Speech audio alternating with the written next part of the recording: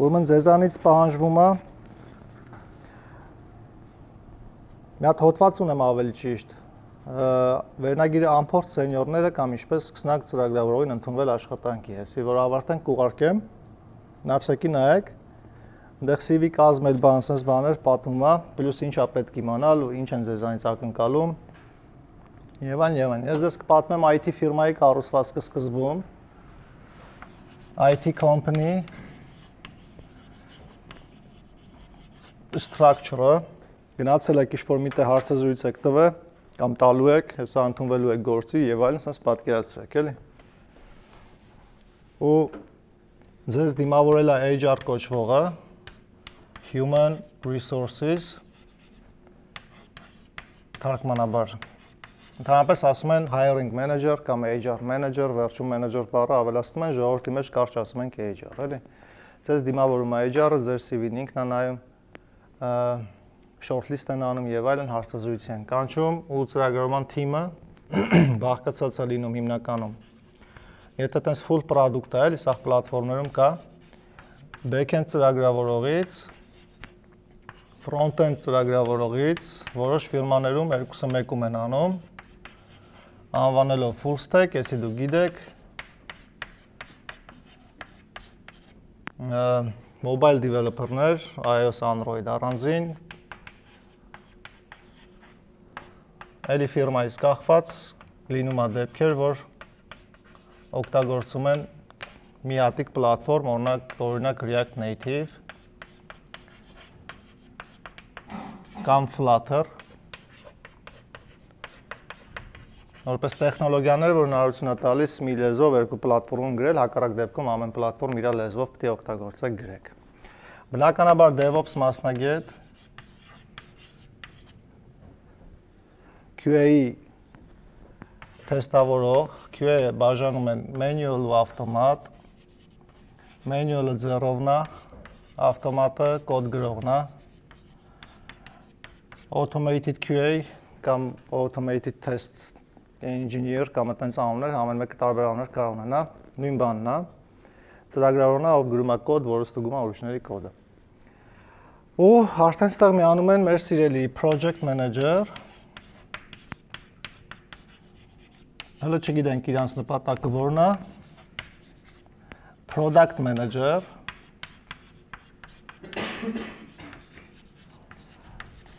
ու եթե ուզում եք իմանալ կարևորությունը մասնագետի, բոլորն է կարևոր են, բայց որը վերջանում է մենեջերով, մի քիչ կասկածով նայեք, էլի։ Okay. UI UX designer,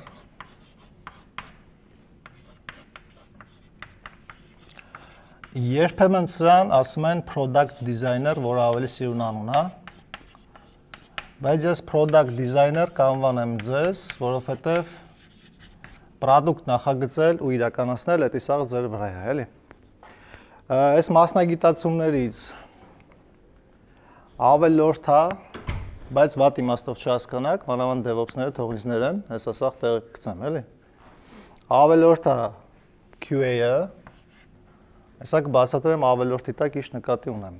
Ավելորդ է DevOps-ը, ավելորդ է PM-ները բոլոր, ավելորդ է UX դիզայները։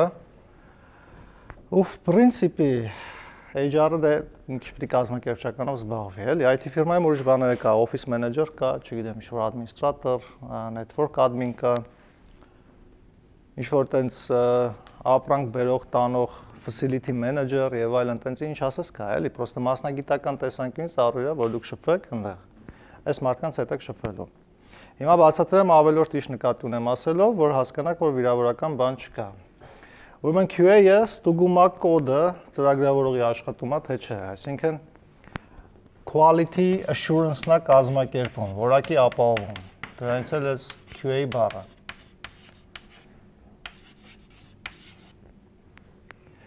Quality assurance կազմակերպել լինում է երկու տեսակի միջինում black box եւ white box Black box testing-ը իրանից ենթադրում է ձեր գրած product-ը օգտագործել օգտագործողի տեսանկյունից, այսինքն չգիտեն մեջը ինչ է, ոնց է աշխատում։ Պրոստը պիտի ձեր տան, շոշափեն, կլիկ անեն, նայեն աշխատում է թե չէ։ White box testing նշանակում է գիտեն մեջը ոնց է աշխատում, սպეციფიկ սցենարներով պետք է ստուգեն։ Առաջացել է QA մասնագիտությունը ծրագրավորողների ալարկոտությունից։ Այսինքն ես կոդը գրում եմ, իմ կոդը իդեալական է, կարակ եթե դուրները չի գալիս, ստուգեք։ Մի հատ նավսակի ստուգի ինգեր, չէ, չեմ ստուգում, ստիպված մարդ են ավել հայրանում, հայրանել նշանակում ընդունել գործի։ Մարդ են ընդունում, որ այդ գործը անի, որովհետև ծրագրավորողը որպես բնության մեջ պատահող տեսակ, ինքը թանգանոց բան է, ու իրան չեն ուզում նեղացնեն, ու IT օֆիսներն էլ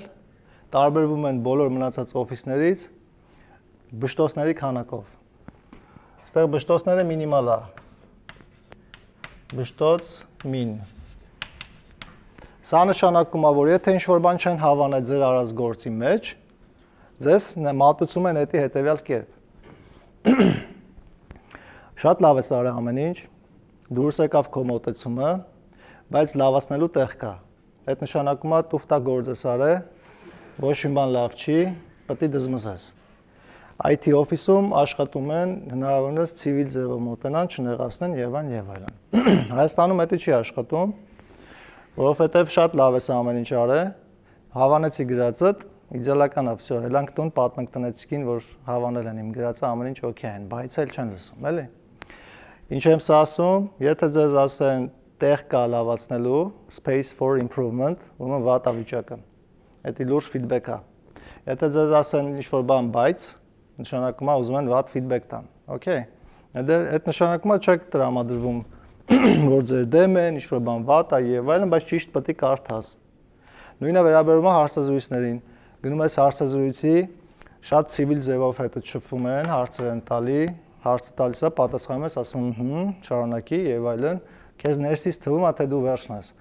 Բայց գնում ես ու իրանք ասում են, չէ, ես վատ կանդիդատ էր, աշխատենք այտենց կանդիդատների հետ էլ գործ չունենանք։ Ինչա կատարվում, իրանք ձեզ 3 հարց են տալի։ Հարց համար 1, ինտրո։ Անես փորձեմ նենց հարցեր բերեմ, որ AI ու մնացած մարդկանց հետաքրքիր լինի, էլի, հենց ծրագրավորման չլինի։ Ոնց որ հարցնում են ML-ին ծանոթ ես թե չէ, machine learning։ Ասում ես այո։ Իրանք ասում են, օքեյ, լավ է որ ծանոթ է, տաքացնենք։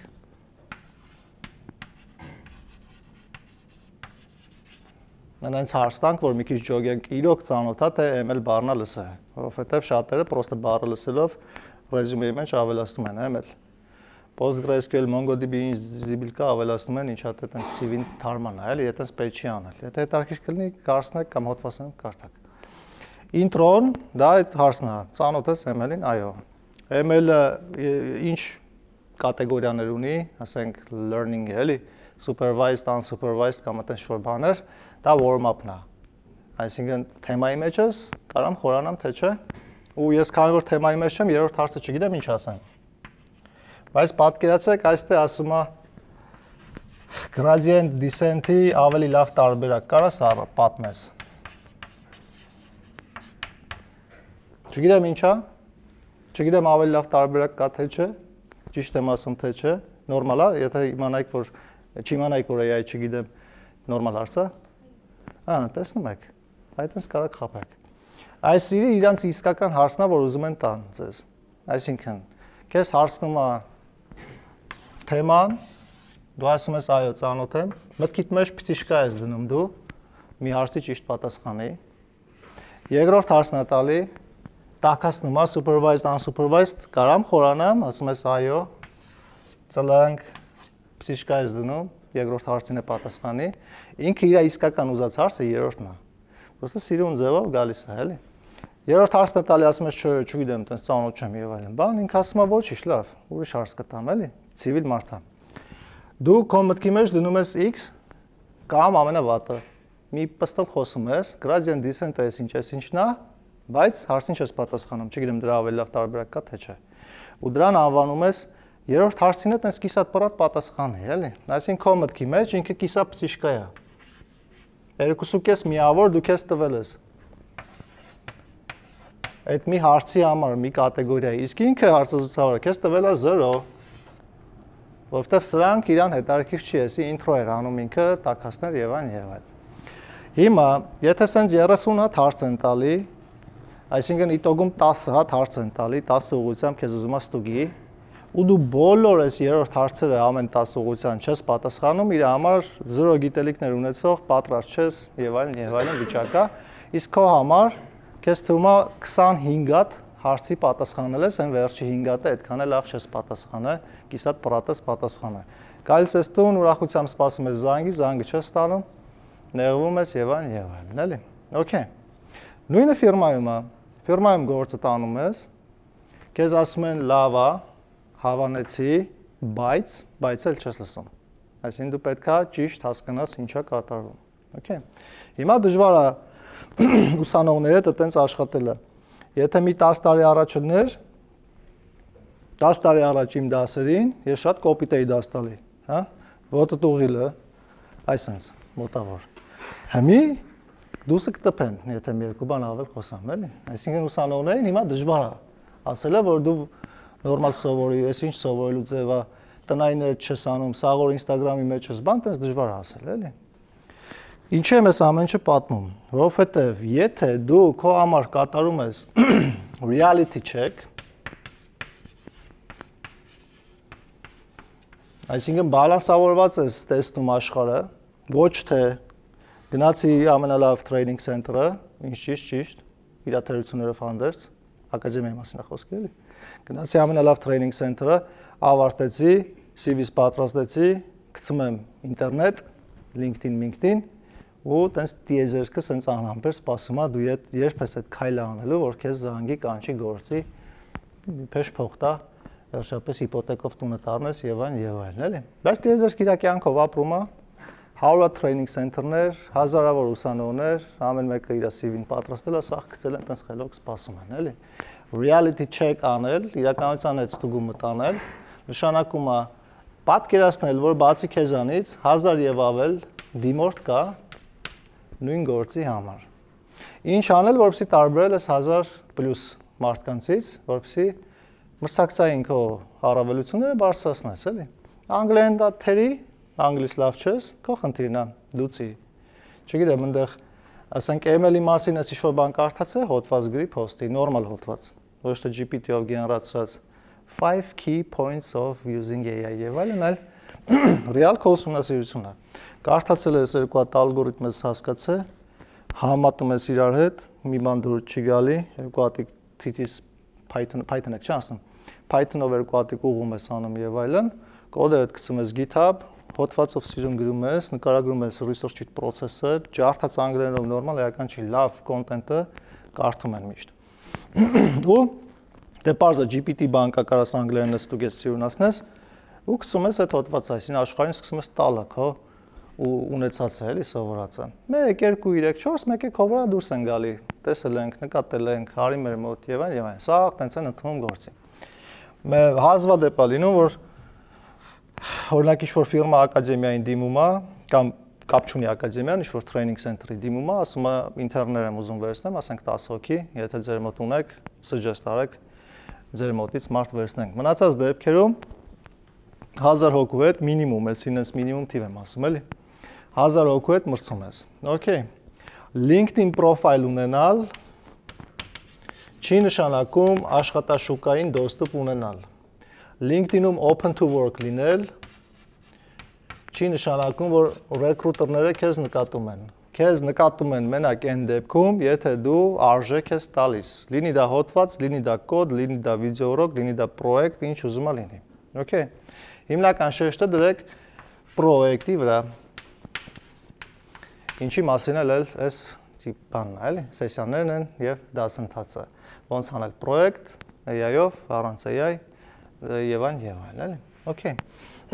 Հիմա DevOps-ը հայտնվել այս մասնագետը այն պատճառով, որ backend-ը ալարել է ցանցերի մասին ավել ինֆո կարդա։ DevOps-ի ուսանողները կփաստեն, իրանք սովորել են Linux, իրանք սովորել են ցանցեր, իրանք սովորել են Docker, Kubernetes ուսովը, ու տենց մի երկու բան, հա, Ansible, չգիտեմ, տենց բաներ սովորել եք թե չէ, բայց իդեան նույնն է, կա գործիք, ավտոմատացնում է ինչ-որ բան, կոնֆիգուրացիոն ֆայլ ունի, Կոնֆիգները պրոստը պիտի կարդաս, իմանաս։ Ամեն մեկի համար ստեղ 2 օր է տևում։ Ամեն մի կոնֆիգը, տենց ամեն մի tool-ը սովորելը կարդալ է, էլի։ Ալարել այս մարդը անի, դու ես տենց բաներից չեմ հասկանում, սերվեր, մերվեր, վտանգավոր է։ DevOps մասնագետներն են ստեղծվել, ովքեր ավելի շատ փող են ստանում, քան backend ծրագրավորողները։ Այսինքն, եթե դու backend ես ընտրել ու ուզում ես տարբերվես 1000+-ից, ապա դու DevOps պիտի սովորես ինքդ, քո պրոյեկտները անես, deploy-ես, server setup անես եւ այլն, որ դու ասես, որ ես ավելի թանկանոց backend եմ, էլի։ Իսկ եթե դու DevOps մասնագետ ես, դու էլ հակառակը պիտի անես, դու էլ backend պիտի սովորես, ինչ գործիքներ ես կիրառում, script-եր, database design, որն է լավը, որն է վատը, monitoring եւ այլն, էլի։ Չսպասեք, որ ֆիրմայում կամ ինչ-որ միտեղ ձեզ դա կսովորացնեն։ Ինքնուրույն պիտի անեք, էլի։ Բայց բարեբախտաբար այս աշխարհում ամեն ինչ կա եւ այլն։ Այս մարդիկ ասում են, որ իրանք ունեն people skills։ Այսինքն մարդկանց հետ կոմունիկացվելու, հասկանալու ունակություններ։ То есть, եթե դու անտրամ ես այսօր կոդի պատճառով, Մեջլումյանի հետ տվել եք իրար, ինքը չի հասկացել, որ անտրամ ես կոդի պատճառով, մենեջերը հասկանում է, էլի, ու քեզ ասում է, ոչինչ, մի ջղայնացի մի լարվի, արի իրան հասկանանք, էլի, կոդի պատճառով ինքը չանտրամ է, սենց։ Կապող օղակն է, էլի։ Այդ PM-ը, որ գալիս է, քեզ կյանքը տուտում է, ասում է task-ը հետ մտածա, estimate արա, որ ինչքան ժամանակ է տևելու, կես ժամում եք նա դել անի, թե ինչ եղավ։ Այսան։ Իսկ այս product manager-ը մի level բարձր մենեջերն է, բայց product-ը տեսնող մարդն է, այսինքն user-ի տեսանկյունից ինքը նայում է օգտագործողին հարմար ինտերֆեյս է պետք։ Օգտագործողին պետքա 2 քայլով հասնի սրան, 3 քայլով հասնի սրան։ Օրինակ TikTok օգտագործողներ կան, ձեր բարձրացեք, որ օրինակը բերեմ, էլի։ Էլ մի բարձրացեք, ես սենց այսպես թեթև շարժ տեսա։ Okay։ Օրինակ TikTok մտնում ես, պատկերացրու մի անգամից վիդեոներն է, չէ՞, TikTok-ը բացում ես։ Պատկերացրու վիդեոները չլինի, ինչ-որ անկապ կնոպկեք լինի։ Կլիկ անես ինչ-որ միտեղ, browse, search, find, video սխմես, որ նոր 2 հատ վիդեո տեսնես, էլի, այսինքն usability խնդիր ունի։ Developer-ի տեսանկյունից TikTok-ի ծրագրավորողը հավանաբար TikTok չի էլ օգտագործում, ենթադրում եմ, էլի։ Developer-ի տեսանկյունից ինքը պետք է վիդեոն սթրիմ անի պլատֆորմի վրա, իր ներական չի որտեղ այրևում, ոնց այրևում, սիրունա թե չէ, այսինքն ծրագրավորողները հավես չունեն այդպես բաների հետևից ընկնելու։ Դրա համար ստեղծվել են product manager-ներ, որոնք product-ը հասկանում են, ճիշտ define են անում այդ story-ները, flow-ն, ընթացակարգը, բաշխում են PM-ներին, PM-ները task-եր են բաշխում ու դավադիտ են անում ծրագրավորողներին, որ այդ գործը անեն։ Նույնը վերաբերում է UI UX դիզայներներին։ Երևի ամենակարևորն է այս կոնտեքստում, ճիշտ, ու իրանք product-ը դիզայն են անում։ UX, user experience-ը բացվում, ամենակարևոր բանն է։ Ձեր համար ամենակարևոր բանը ենթադրում եմ ծրագրավորողների համար այդ ինչ-որ Fibonacci ֆունկցիան գրել ավելի արագ կամ կարճ տողերով, մանավանդ եթե Python եք անում, ու ML AI-իստների համար ինչ-որ մի հատ լուրջ մոդել սարքել, որ ասենք, չգիտեմ, higher-end speech-ը հասկանա բան, տարբերվենք այտենց, բայց բոլոր մնացածի համար ամենակարևորը էսի է, user experience, այսինքն ինչ փորձառություն է ունենալու օգտագործողը քո product-ը օգտագործողից, այսքան բան, որովհետև UX-ը լավ եղավ, ծրագիրը լավ աշխատավ, պլատֆորմը լավ աշխատավ, օգտագործողների այդ քանակը շատանում է, հետի բերում է այն ինչի համար բոլորը պայքարում են։ Ես նշանը եթե չեք հասկանում, այս sense ցույց տամ։ Էդա։ Բոլորի մտքին թաքուն էսի է։ Կան ինժեներներ, որոնք սիրում են իրենց գործը։ Էական չի։ Ինչ աշխատավարձ կստանան եւ այլն։ Բայց մի հատ հարց տամ, անկեղծ պատասխանեք, էլի, ստե բանա, մեկը շատերին չեմ ճանաչում, չեմ հիշի, էլի։ Եթե իմանայիք, որ AI մասնագետը կամ ծրագրավորողը կամ ցանկացած բան, որ ստեղ սովորել եք, ուզում եք դառնաք, սաղ կյանք, ամսական 100,000 աշխատավարձից ավել չի ստանալու։ Կշարունակեիք արդյոք այդ ուղղությամբ, թե չէ։ Սոնա մի ձեր թափի ճիշտ ասա։ Okay։ Դու էլ կշարունակեի, okay, 2 հոգի ընդամենը։ Այսինքն ենթադրենք 50 հոգի նստած է, 2 հոգի, դա քանի տոկոս անում։ Դա 100-ից 1, թե ինչ, ոնց։ 4% ապրես մաթեմատիկոսներ։ Դու էլ ես մի 5%, ահա։ 5%։ Այո, կան մարդիկ, ում իրոք հետաքրքիր է։ վերապահումով եմ ասում, որովհետև ընդ ինչ որ կողից խնդիրներ կա, պետք է լուծեք, էլի։ Ապրուստախ, ֆինանսներ, բան եւ այլն, էլի։ Մնացածի համար էսի է։ Կապ չունի մասնագետը, բիզնես օուները, թե ինչա, այսինքն ինքը ֆիրմա ունի, թե մասնագետը, թե ինչա, դու պետք է հասկանաս, որ այնտեղ, որտեղ դու աշխատում ես, իրանք սպասում են այս սրան։ Այսինքն քեզ տալիս է 1 միլիոն դրամ աշխատավարձ, մենակ այն դեպքում, եթե դու իրան բերում ես գոնե 1,10,000 դրամ փող, որ այն միլիոնը տա քեզ 10,000-ն է իր ջեբը դնի։ 10,000-ը ֆիկտիվ եմ ասում։ Ցանկալի ավելի շատ բերես։ Ֆրիլանս ֆիրմաները, այսինքն ֆիրմաները, որոնք բան են անում, դրսից զակազ են կպցնում անում են, ամեն մի ծրագրավորողի տալիս են մոտավորապես 600-800,000 փող միջինում, բայց ամեն ծրագրավորողի համար աշխատում են 6-ից 7,000 դոլար փող։ Այսինքն դուք գնում եք ընդունվում եք այդտեղ, իրանք ձեր համար եկափող են վերցնում, ձեզ ինչ-որ մասն են տալի, մինչև ինչ-որ մի օր նկատում ես, դա որոշում ես քո սեփական ֆրիլանս ֆիրման բացել, որովհետև եւ այլն, էլի, պրոստը հիմա դա դժվար է, որովհետև դրսի զակազ կպցնելն է հիմա այտենց շատ հեշտ չի, էլի, այսինքն ձեր գործը մի քիչ ավելի վատացել է։ Մի քիչ։ Ջան։ Այնքան էլ լճացած չի, հեսա կպատեմ, ընթացքում կասեմ։ Ուրեմն հիմնական ցելը էսի է։ Եթե դու մտքիդ ունես դա, ու գնում ես ինչ-որ միտեղ աշխատելու, գործի ընդունվելու, դու գիտես, որ իր նպատակը փող աշխատելն է։ Ինքն իրան էական չի, դու ինչ ես մտածում, ինչ մտքեր ունես, ինչ պլաններ ունես, կարիերան ոնց ես ուզում բան։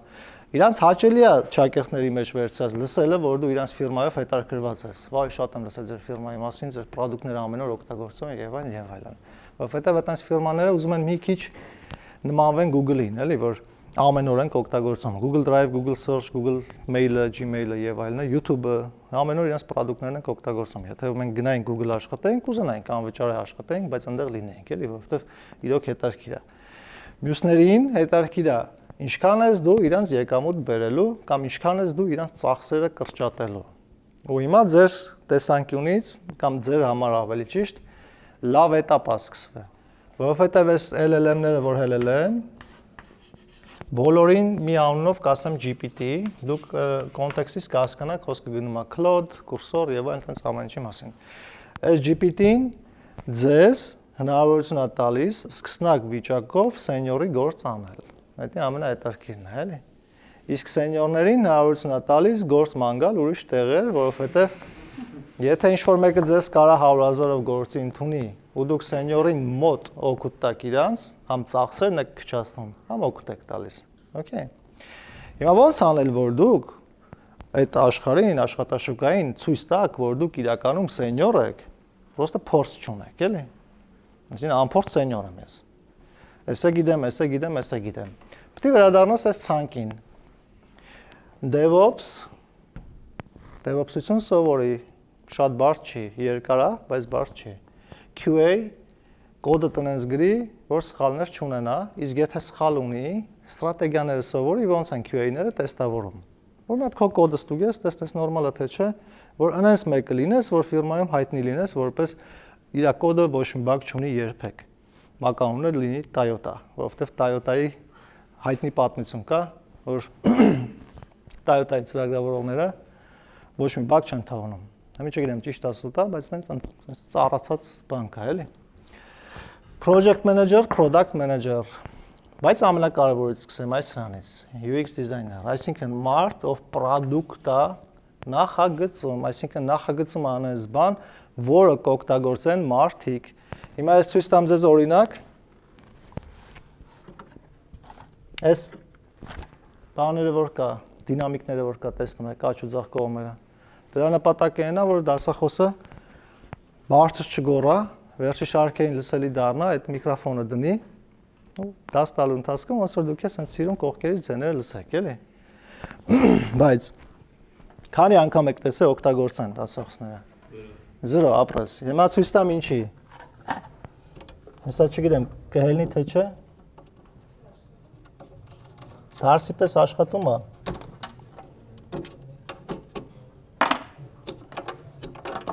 Ահա։ Էս է ինտերֆեյսը իրա։ Էսի պիտի հասկանաք։ Մի քանի հատ վիխը դունի, ինչ-որ մեկը ես իմուր է գնում, ես չգիտեմ ինչ է, ես չգիտեմ ինչ է, ես չգիտեմ ինչ է, ես չգիտեմ ինչ է։ Ապրես, այո, առանձին Pixar-արտիխում, որը սովորում կամ սովորեցնում այսինքն։ Դրա համար մինչև հիմա չի օգտագործվել, էլի։ Իր ստեղծողի տեսանկյունից, եթե զվուկավիկի տեսանկյունից նայես, իդեալական է։ Որովհետև սաղ տեմբրը, եսի մինչը բացերը, բան սաղի համար տարբեր կա, ստե 4 հատ կնոպկա կա, 5 հատ։ Вообще չեմ ջոգում, որը ինչ է։ Ու այս բարձրացնել, իջացնելը ինձ թվում է մենակ զվուկն է։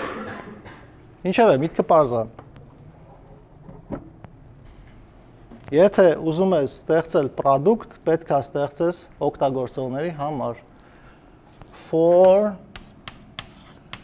users ամենակարևոր մարդը քո համար էսի է։ Okay։ Ինչ-որ փոքրիկ ուսումնական պրոյեկտներ է կարել, Fibonacci, եսին ֆունկցիա է գրել, factorial է գտել, ինչ-որ ավելի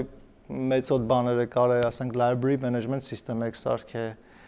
որ fictive օգտագործողը, fictive գիրքը, fictive ավելացնում է, գրադարանավարուց ուզում է, այնի տալիս է, ստեից add արիր, insert արիր, Python-ի կլաս սովորեցիր, ժառանգում, թեթև հասկացար եւ այլն, բայց ոչ իման հələ չգիտես, որովհետեւ քեզ պետքա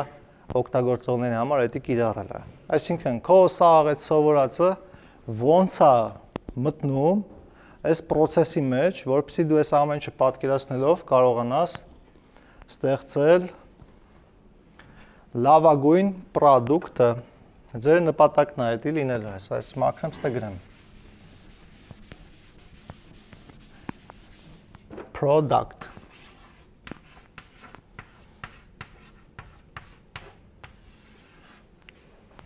Եթե ձեր մեջ կան մարդիկ, ովքեր ուզում են գործի ընդունվել, հնարավորինս շուտ, գաղտնի բանաձևը ասեմ, սարքեք մի հատիկ product, որը կունենա, բացի ձեզանից, ձեր տնեցիկից ու ձեր ընկերներից, գոնե մի հատիկ active user, մի հատիկ գոնե, այնպես բան սարքեք, որ գոնե խաղ կլինի, չգիտեմ, ինչ-որ TikTok-ի կոնկուրենտ կլինի, ինչ մտքերով է տանցնում է, փող կբերի, չի բերի, այական չի, մի հատ active user։ Այս active բառը ինչ եմ ասում, որ ինչ-որ մեկը կարող է պատական մտնի գրանցվի չջոգի, ոնց է օգտագործում, հելնի չասեք, մի հատ user ունեմ։ Ինքը պետք է առօրյա օգտագործի, էլի։ Մտնի ինչ-որ բան դուրը գա, հաջորդ օրը ֆինանսների կառավարումը, լավագույն training center ընտրել համեմատություն, ինչ իդեաներ ասես կա, էլի, որ կարա գեներացնեք։ Եթե ուզում եք գործի ընդունվեք, եթե չեք ուզում գործի ընդունվեք, մի արեք էսի։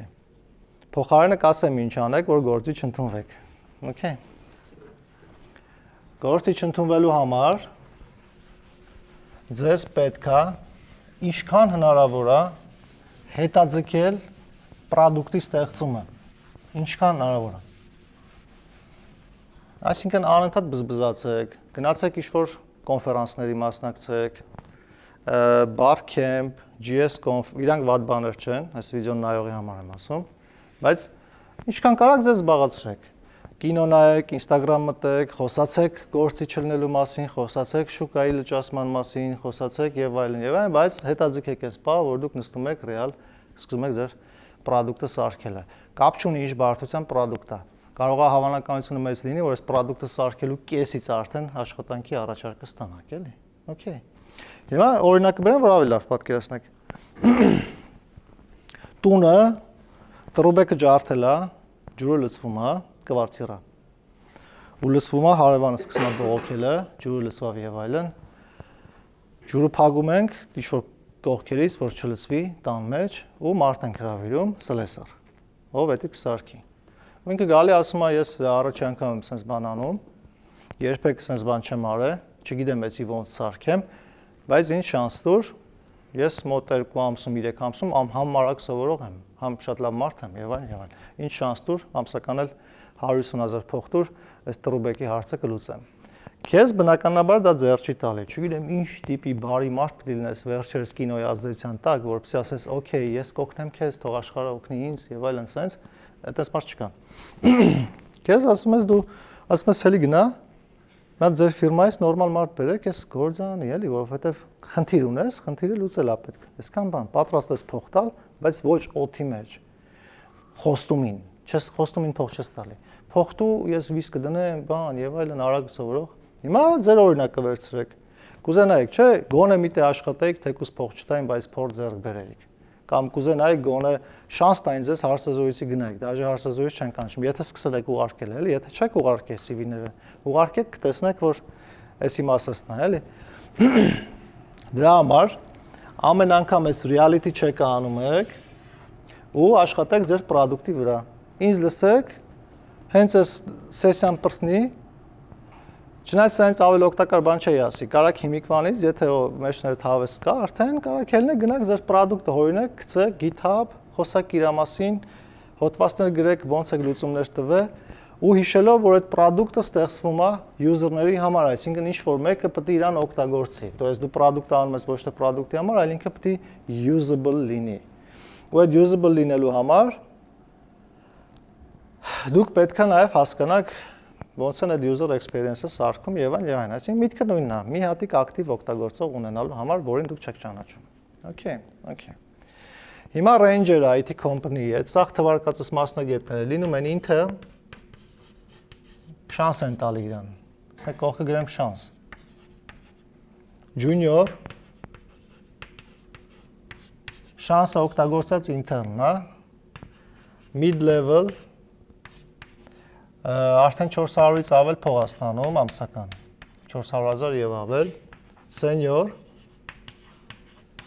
800 պլյուս, 800-ից մինչև 202 կարա հելնի։ 0 տարվա փորձ, մի տարվա փորձ, 2 պլյուս, senior-ները տարբեր տեղեր, տարբեր ձևա, 4 պլյուս կգրեմ, Տստեղից գնում է tech lead, architector,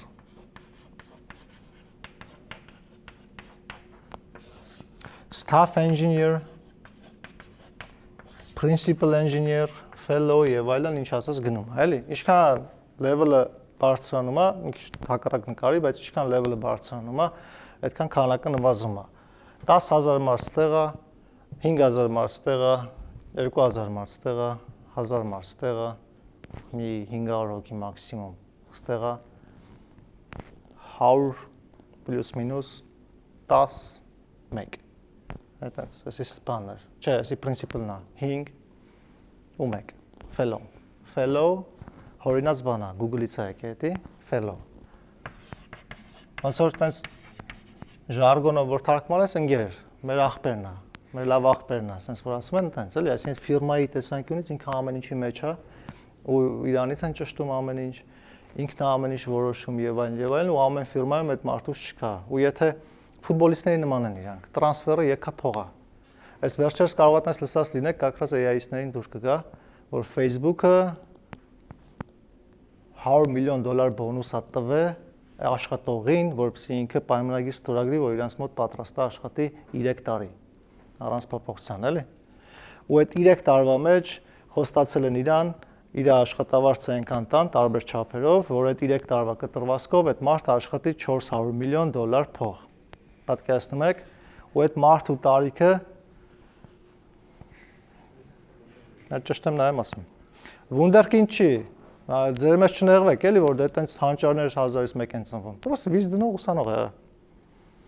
Դա բան չեմ հիշում, բայց 30 չկար, էլի, 22-ից 28 միջակայքում էր, հստակ չեմ հիշում։ Ինչևէ,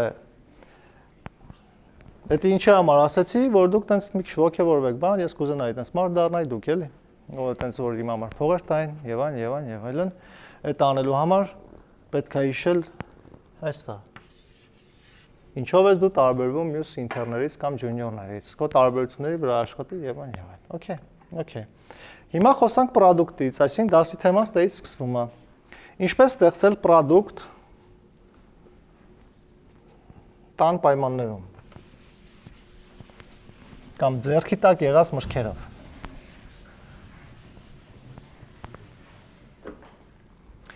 Առաջին հերթին sketch եք անում UI-ը մեղմ ասած ավելի պրոֆեսիոնալ տերմիններով ասում են պատրաստում եք սրա mock-up-ը։ Սա հեշտ է անելը, եթե ֆանտազիա ունես, եթե ֆանտազիա չունես, պետք է մի քանի անգամ անես, կզարգացնես։ Մի հատ փոքրիկ բան եմ ուզում փոխանցել ձեզ։ Իմ նպատակը ինչ-որ բան սովորացնելը չի։ Իմ նպատակը մի հատ ключевой այտենց առանցքային բան կա, այդ մի բանը որ կարացած ձեզ ճիշտ փոխանցեմ։ Այս ամեն ինչը հաշվեք սովորացեք, էլի։ Ուրեմն այդ ключевой բանը հետեւյալն է։ Ցանկացած տեղ պետք է կիրառես քո, ասենց ասած, անալիտիկ ունակությունները, էլի, այսա։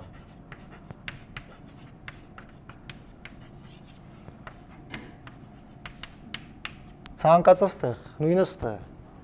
Այսինքն, եկեք օրինակով սենց, վատ ուսանող և լավ ուսանող, bad student, good student, էլի։ Պայմանական վատ ուսանողը Sketch the UI արտահայտությունից ոչ մի բան չի հասկանում ու գնում է, եթե փող ունի, Udemy-ից կուրս է առնում, ինչպես sketch անել UI, կամ հետաքրքրվում է ինտերնետով, ACA, MCA, որտեղ կա տենց դասընթաց, որ ինքը կարա գնա դրան մասնակցի, ինչ-որ բան սովորի, էլի։ Լավ ուսանողը, այսի Google search անում, просто Google-ով поиск անում, Sketch the UI, что это такое։ Կարդում է, տեսնում է sketch անելու համար ինչ-որ գործիքներ կան, օրինակ պայմանական ենթադրենք MySketch, ինչ-որ անունով ծրագիր է։ Download անում դա, տուտորիալը բացում է YouTube-ում, how to use MySketch, նայում է, փորձում է, վсё, արդեն ինքը տիրապետեց։ Չի ուզում ծրագիր քաշի, աշխատացնում է անալիտիկ ունակություններ, այսի մի քիչ դժվար է հենց անալիտիկ ասել, բայց փորձեմ լայն եմ, էլի։ Վերցնում է A4 թուղթը, A4-ի վրա սկսում է UI-ը գծել։ Ստե լինելու է profile-ը, ստե մենյուն է, ստե եսի, վայ, լավ չստացվա։ Ճղում ես A4-ը, հաջորդն ես վերցնում։ Ստեղ պիտի լինի ես ինչը, ստեղ ես ինչը, ստե ֆոնը անգնելու ինչ-որ եւ այլն, sense նշումներ ես անում, բան, սաղ օրը աշխատում ես դրա վրա։ 1 օր, 2 օր, 3 օր, 4 օր, բան, sense A4-ը հետ կուտակվում է, համ ուղեղը տա լավանում, համ քնելը տա դզվում, համ երազները սկսում գունավոր տենալը, ինչքան օգտակար բան անում ես, այդքան եթե լավ երազներ եք տեսնում դուք, sense գունազարդ, ուրեմն լավ եք սովորում։ Եթե երազներ չեք տեսնում, մտածեք։ Այդ ուղղությամբ, էլի, օքեյ։ Ինչևէ, այս process-ը անում ես, դուրս ես բերում, այսինքն ձեզ պետք է անընդհատ այսյա զարգացնել։ Իսկ սա զարգացնելու համար, եթե իմ խումբը լինեիք ի սկզբանը, ես ձեզ տալու եմ, չգիտեմ, հայտնի չի, քաղաքի նախագծման տնային, երբևէ լսել եք տենց բան։ 5 խմբերին, որ տալիս էի, տենց հանձնարարություններ տալիս էի, նախագծիր քո սեփական քաղաքը, որը տեղավորում է 1 միլիոն բնակիչ։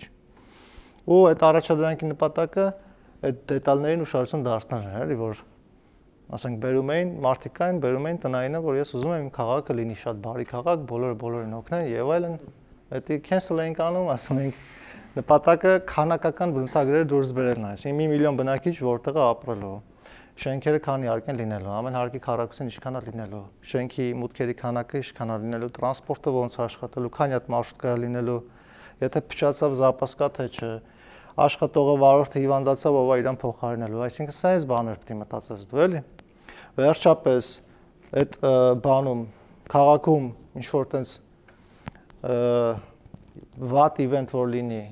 աղետ լինի, էվակուացիան ոնց է կազմակերպելու, մայրուղիների քանակը քանի է, բանսես լիքը հարցեր, էլի։ Կարող է YouTube-ում հանդիպած լինեք այտենց բաների, հետաքրքիր վիդեոների, որ ասում է ինչու է Մոսկվայում հորինում եմ, էլի։ Ինչու է Մոսկվայում ամենաբարձր շենքը 14 հարկ ու վերջում պարզվում է, որ պետք է պաժարնի ավտոյի սանդուղքի երկարությունն է։ Այսինքն 14-ից ավել հարկեր չեն սարքում, որովհետև վերջի հարկում պաժար լինի, պաժարի ավտոն չի կարա իրան հանգցնի, ասենք 20-րդ հարկում ինչքան է ջուրը պզսնի, տենց միջև վերջ չի հասնի, դրա համար շենքերի քանակ սահմանել են ստանդարտ 14 հարկից բարձր պիտի չլինի, էլի։ Սովորական մարդու համար այդ ինֆոն կամ չկա, կամ ինքը չի էլ պատկերացնում։ Ձեր նման մարդիկ պետք է տենց ամեն ինչ քանդեն։ Այսինքն ինչի է, այս ինչը սենց։ Այս մարշրուտքեն որ փչացավ, ով է իրան փոխարինելու, այս ինչը որ տեղի ունեցավ եւ այն սաղ այս իվենթները որ հաշվի առնես, անալիտիկ ունակությունները անկախ քեզանից զարգացնում ես, էլի։ Ասածս որն է, ես չեմ պատրաստում այս sketch-ը ցույց տամ ձեզ ոնց անել եւ այլն, բայց դուք կարող եք պոյստակ AI for sketching։ Ու կտեսնեք օրինակ Figma անունով tool, ովքեր ֆրոնտի դասեր են գնում, արդեն գիտեն այս Figma-ի մասին, էլի, որովհետև դասախոսը ոնց է չլինի, ձեզ ասած կլինի, էդի դիզայներն անում Figma-ով դու դրա հետ գործ չունես։ Հիմա ես հակառակն եմ ասում, էդի դուք եք անում, դրա հետ գործ ունեք։ Figma Make անունով tool կա, որ AI-ով prompt-ը գրում ես, ուզում եմ սենց բան սարքեմ, sketch անեմ, product-ը ինչ էջերից բաղկացած եւ այլն, բուր 3 րոպե հետո ինքը գեներացնում է այդ sketch-ը, նայում ես, ուսումնասիրում ես, ասում ես, չէ, հա, վերև, ներքև, էսիստե, գույներ, բանման, հոպա, sketch-ը ստացար։ Մոտավոր մի օրում։ Այսի պրոֆեսիոնալ դիզայներներից պահանջվում է մոտավոր 2 շաբաթ, եթե մենակ էդի անեն, էլի։ Դու մի օրում առանց պրոֆեսիոնալ սկիլերի, մենակ քո ճաշակը գունային հուսով եմ նորմալ է, էդի կիրառելով կարաս ստանաս այդ prototype-ը, քո sketch-ը ստանաս, էլի։ Իսկ ինչի համար են ստանում prototype, որովհետև ամենակարևոր բանը պետք է validate անես իդեան։ Ստուգ ես, արդյոք էդի քո թիմակիցները հասկանում են, ինչ նկատի ունեիր այդ product-ը, որ իդեան ունեիր։ Արդյոք պոտենցիալ user-ները հասկանում են իրան ոնց օգտագործեն, ոնց չօգտագործեն, հա։ Պատահական անցորդ կանգնացնում ես ակադեմիայից, ուրիշ խմբից, ցանկալի է, ու ասում ես, խնդրեմ 2 րոպեով կգաս։ Գալիս է, կոմպուտ բացում ես, ասում ես, այսպես product ասես, մի հատ intro ես տալի, չես օգնում իրան, ոնց այսից տեսախ մի բան, տես չես ասում։ Պրոստը ասում ես, այս product-ն է, այս ինչի համար է, ասենք թռիչներն է ցույց տալի բանից։ Երևանից Զվարթնոցի թռիչներն է վիզուալիզացիա ցույց տալի։ Մի հատ տես օգտագործում ես, հասկանում ես, հավանում ես, ջոգում ես, ինչա եւ այլն, ու կողքից ուսումնասիրում ես 5 րոպեն լրիվ հերիք է, էլի։ Validate ես անում։ Եթե դա չունենաս, խոսքով ես validate անելու։ Իսկ խոսքով validate անել նշանակում է դիմացինը պետք է ունենա նույն vision-ը, ինչ ունես դու։ Իսկ դիմացինը երբեք չունի նույն vision-ը, ինչ ունես դու։ Երբեք։ Այս ակադեմիան, որ նոր ենք սենց սարքում, գրատախտակները սենց է ուզում, ես ինչը սենց է ուզում եւ այլն, չեն զապիս արվում, լավն ես թակուն կպատմեմ։ Աշխատողներից շատերը սենց ոնց որ էս ինչի համար ենք անում, էս իմաստ չունի, ես բարձրանում պատալոկները, ես այս զիբիլներին գիտեք ինչքան փող ենք տվել, որ չարձագանքի ձենը, դասախոս խոսալուց չարձագանքի, էլի, չեմ հիշում, բայց երևի միլիոնի կարգի։ Ու հետո որ սարքում ես այս ամեն ինչ ստանում ես քո vision-ը, նոր մարդիկ տեսնում են, ասում են դոզեց։ Այ հիմա հասկացա ինչ էր ասում, այսինքն դժվար է, անհնար է քո vision-ը խոսքով փոխանցելը մարդկանց։ Դրա համար միշտ պետք է validate անես պատրաստի mock-up-ով։ Քայլ համար 1։ Ու քայլ համար 0-ն իդեան է, դա դե չեմ ասում։ Էսի ամենահեշտն է։ Կարող է ձեզ թվա ամենադժվարն է, հիշում եմ Սոնեսը կասան։ Կարող է ձեզ թվա ամենադժվարն է, բայց իդեան ամենահեշտն է, որովհետև եթե մտքիդ ոչ մի բան չի գալի, կրկնի եղած իդեա։ Հայկական Google search գրի, Կազախստանի համար Facebook գրի։ Նայի որտեղ ինչ խնդրեմ կա, այդ խնդրեմը փորձի լուծի, այսինքն կենտրոնում պետք է պայես խնդրեմը, խնդիրը։ Ես շատ հաճախ հանդիպում եմ ստարտափերների, ովքեր ասում են մեր ստարտափը էս ինչն է, ու իդեան մոտավոր, հորինում եմ, մոտավոր եմ ասում, որ ոչ մի համընկնում չլինի։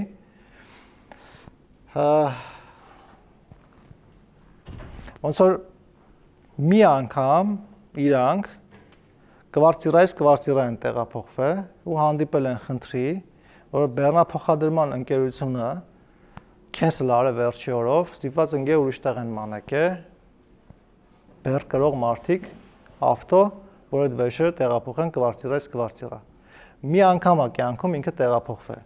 Այսինքն սաղ կյանքում այդ խնդրին առաջի անգամը հանդիպում ու մոտ իդեա է առաջացել։ Իսկ ինչ կլինի, եթե ունենանք մի հատ app, որտեղ դու մտնում ես բեռնակրման ինչ-որ ընկերություններ ես ընտրում եւ այլն, էլի։ Իդեան շատ լավն է։ Եթե բոլորիս հեռախոսում էդի լինի, մենք ասենք 2 ամիս հետո կմոռանանք, որովհետեւ վերջի անգամ բեռնափոխադրման ծառայություններից դեզայնից ով է օգտվել, ասենք մի ամիս առաջ, 2 ամիս առաջ, մի տարի առաջ, ոչ մեկ, մի տարվա զազոր է, էլի։ Իդեան լավն է,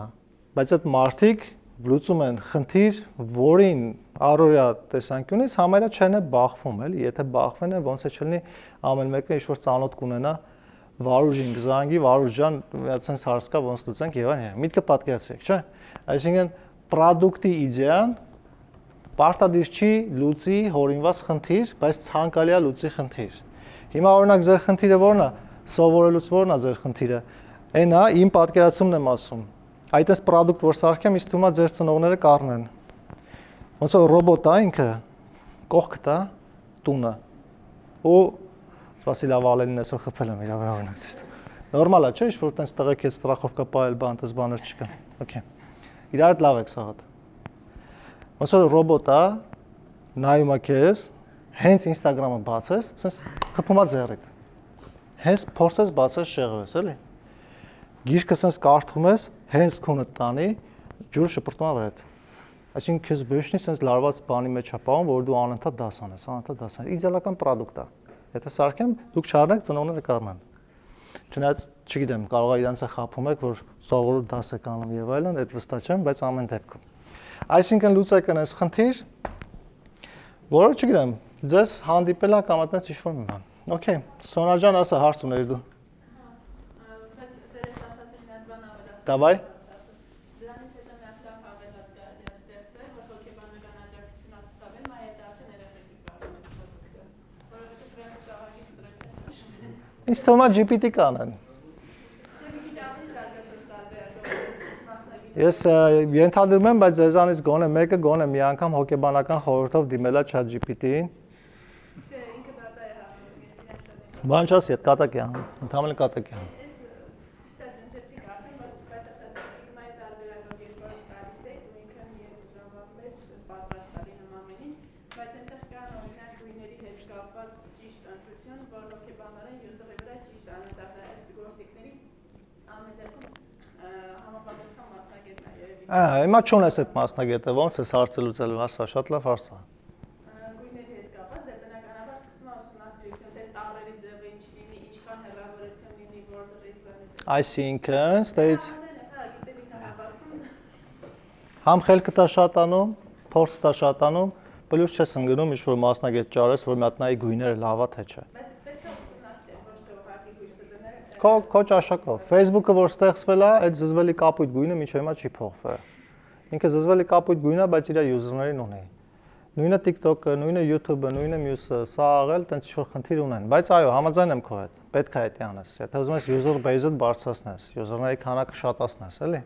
Բայց դու ինքդ կարաս դա անես։ Իմ ուզածը դա որ դուք հասկանաք, որ դուք չեք պատկերացնում ինչ հզոր ոնց որ պոտենցիալ ունեք, էլի։ Ոչ թե բոլորը, այլ հենց դուք։ Հա, որ sense միջի հիմա դիմացել եք իմ պատմածին, լսում եք դասը համեստորեն, այդ պոտենցիալը, որ դու քո մեջ զգաս, որ դու այն հին մեր ժամանակ ուսանող մենք որ սովորում էինք, մի հատիկ գիրքեր սա խմբի համար։ Եթե դու ուզում ես իրոք սովորեիր, պետք է հերթագրվեիր այդ գիրքը վերցնեիր, արտագրեիր, կամ թանկ էր այն ժամանակ Xerox Merox ճարեիր, որ print անեին, դա ունենայր, էլի նոր զարգանում էր այդ մշակույթը։ Ինտերնետ չկար, դա հարուստներ ունեին ինտերնետ, հատուկ քարտեր էին առնում, հեռախոսի լարով միացնում էին, տենց ճղճիմ ձեներ գալի միանալուց, մի քիչ օգտագործում էին շատ դանդաղ եւ այլն, Google Search չկար, GPT դե չասեմ, YouTube չկար, այսինքն ոչ մի ուսուցողական նյութ չկար, տենց մի հատի գրքով գնում էինք ու սաղ ստիպված պիտի մտածեին, հորինեին, դուրս բերեին, տակից մի ձև դուրս գան եւ այլն, էլի։ Իսկ հիմա դուք ունեք YouTube, համարյա բոլոր լեզուներով, հայերենը մի քիչ, բայց տուտորիալ կարաս գտնես։ Как настроить Wi-Fi, поиск ես տալի, ասում է, այս մոդելը էսենց, այս մոդելը սենց, այս մոդելը սենց, այս մոդելը սենց։ Բայց ես մինչև հիմա տեսնում եմ մարդիկ, ովքեր ինձ զանգում են, как настроить Wi-Fi հարցով։ YouTube ունի, բայց նայում է Լիլիթ Հովհաննիսյանի կլիպները։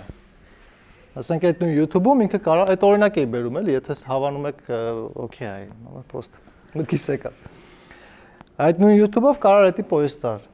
Google Search-ով ամեն ինչ կարող են գտնեին։ GPT-ին ինչ ուզես հարցնես, ինչ մանրամասնությամբ ուզես հարցնես, ինչ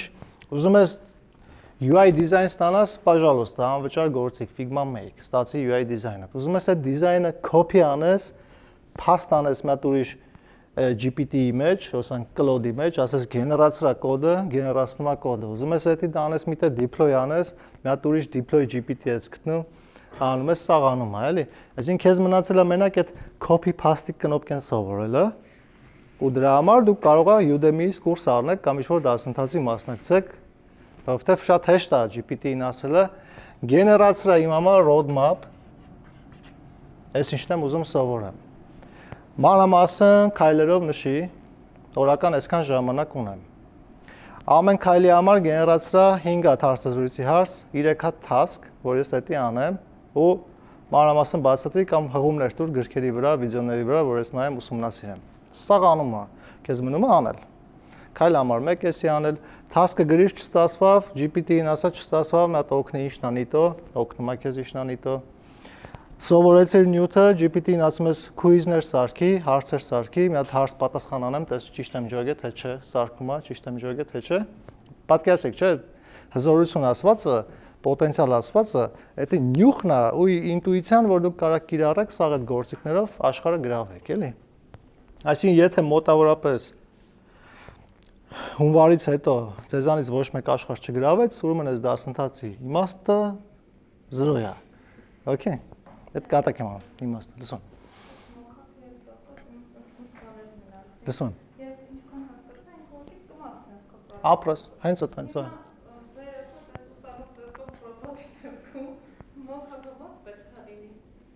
Այդ պրոտոտայպի, որ ասի այդ ռոբոտի։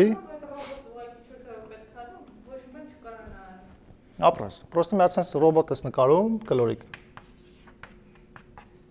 Ոնց ձեր։ Այո, մենակ նկարում ես, վիզուալ, այսինքն դու վիզուալ փոխանցում ես քո իդեան ու նշումներ ես անում, annotate ես անում, ես, իր ֆունկցիաները հետևյալն է։ Այդ քո հարցը լավ հարց է, որովհետև նայ, տրամաբանորեն մեզ տանում է երկրորդ կարևոր քայլին։ Դա կոչվում է PRD ունենալ։ Product Requirements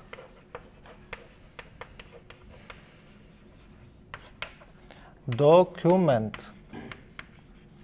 Այսինքն փաստաթուղթ կարա Google Docs-ով լինի, կարա Microsoft Word-ով լինի, կարա Telegram-ի saved messages-ի մեջ լինի, ոնց հարմար է։ Փաստաթուղթ, որտեղ կարճ կոնկրետ նկարագրում ես ինչ ֆունկցիոնալ ունի քո product-ը։ Ինչ պահանջներ է դրված քո product-ի հանդեպ։ Կալկուլյատոր ես գրում, նշում ես, ինքը հնարավորություն ունի թվաբանական գործողություններ կատարել, երկու հատ օրինակ։ Իր մեջ ներառում ես նաև ամենակարևոր user flow կոչվածը, այսինքն ոնց է օգտագործողը օգտագործելու քո ծրագիրը։ Մտավ, login եղավ, սխմեց տեղ, այսինչը տեսավ։ Մտավ, login եղավ, երկրորդ flow-ն է։ Կլիկ արած տեղ, իր ալբոմը տեսավ։ Ալբոմը ուզեցավ էքսպորտ անի, սխմում է այսինչը, սխմում է այսինչը։ Ու դրա վրա արդեն UX ես անում։ User flow-ն քո սախ սարքած, տալիս ես GPT-ին, ասում ես խնդիրներ գտի սրա մեջ, ինչն է որ հաշվի չեմ առել։ Առաջարկի այլ flow-ներ, որ մտքովս չի անցել։ Այդ այլ flow-ներն էլ ես նայում, խնդիրներն ես նայում, հետո սկսում ես օպտիմիզացնել այն։ Եթե ինչ-որ flow 3 քայլից շատ է, կրճատում ես իրան, փորձում ես կրճատելը։ Կարիք կա UI-ը հիմնական UI-ի վրա բերել կնոպկեն, որպեսզի 4 քայլ հետո իրան չգտնես, բեր հիմնական UI-ի վրա այդ կնոպկեն։ Կարիք կա երկու բան կոմբինացնել միտեղ drop down menu սարքել, drop down menu սարքի։ Բայց այդ ամեն ինչը ձեռք բերելու համար, զարգացնելու համար պետք է անես։ Հա, այսինքն դու չես կարող պրոստը նստես, անես այն, ինչ մինչև հիմա արել ես։ Իսկ մինչև հիմա ինչ ես արել։ Սովորել ես կնոպկա հասկացություն, սովորել ես drop down հասկացություն, սովորել ես բան, checkbox, radio button եւ այլն, օրինակ եմ ասում էլի, նույնը կարա վերաբերվի Ansible, ինչ-որ Kubernetes եւ այլն, սովորել ես իրանց, բայց դու երբեք չես կոմբինացրել։ Չես հասկացել, որ օքեյ, մի հատ իդեա ունեմ, արի ես երկու կնոպկեն սխմեմ իրար հետ, դառնա մի հատ կնոպկա։ Կլիկը լինի, երկու հատ սխմի, կլիկ կլինի, 3 հատ սխմի, ես ինչ կլինի, հորինել ես։ Հորինածը post-ում ես, ասում ես sense մի հատ UI-ի իդեա ունեմ, post-ում ես ինտերնետով, մեկ էլ մի քանի ամիս հետո տեսնում ես քո հետ կապվում է Apple-ից, ինչ-որ recruiter, ասում է տեսել եմ քո գրածը եւ այլն։ Խնդում եք, ու իբր էլի, շագերտավոր։ Յանի չեք հավատում, բայց այտենց է։ Ում հետ փորձարկել եմ, Իմ վրա, ընկերների վրա, ուսանողների վրա ում այդ փորձարկել ենք, հենց իմ ասած ժամկետում, հենց այդ իմ ասած ձևով կապվել են իր հետ։ Google-ից են գրել, ես իմ իշ փախած եվրոպական ֆիրմայից են գրել, պարտադիր չի Google-ից գրեն, էլի։ Տեսել եմ քո արած գործը, տեսել եմ քո հոդվածը, տեսել եմ քո այսինչը, հավանել եմ, կուզենայր ինտերվյու մեր մոտ տայր, գայր մեր մոտ։ Ու սա բանով թե փաստորեն աշխատում է, Վալթան ջան։ Այտենց, փաստորեն աշխատում այո։ Ումը sketch արիր, PR-ին սարքիր, այսինքն դոկումենտ, որը նկարագրում է, ոնց պետքա պրոյեկտը աշխատի, ամենայն մանրամասնությամբ ես նկարագրում, էլի PR-ի վրա ավելի շատ ժամանակ պետք է ծախսեմ, բայց դուք պատկերացրեք հետևյալը, օգտագործվող մոդելները, entity-ների, entity-ն գիտեք ինչ է, օրինակ user-ը entity է, image-ը entity է եւ այլն, այսինքն այն էությունը, որոնց հետ ձեր պրոդուկտը աշխատում է։ Դրանց մոդելները, functionality-ին, ամեն մեկը ինչ ֆունկցիոնալ ունի։ Օգտագործողի այդ flow-ները, որի մասին նոր պատմում էի։ User experience-ի հետ կապված requirement-ներ, պահանջները, որ պետք է ինքը լինի հեշտ օգտագործվող, ադապտացվող, գունագեղ եւ այլն։ Ոչ ֆունկցիոնալ requirement-ներ։ Այս սա sense կետերով պլյուս մի քանի բան ավել, որի մասին դուք ինքներն կարաք իմանաք, զետեղում ես այդ դոկումենտում։ Դոկումենտը լինում է քո համար ապագայում ոչ-որ բան մոռանաս նայես, քո թիմակիցների համար որ հասկանան նույն էջի վրա լինեն, ու ամենակարևորը ու իրականը AI-ի համար է։ Դու այդ դոկումենտը copy paste ես անում AI-ին, ինքը սարքում է։ Այդ PR-ին իր համար է, էլի, այսինքն դնում, սարքում է, գեներացնում է ու product-ը պատրաստ է։ Քեզ մնում է deploy-ել։ Սա deploy-ելուց պատմելու եմ, էլի։ Deploy։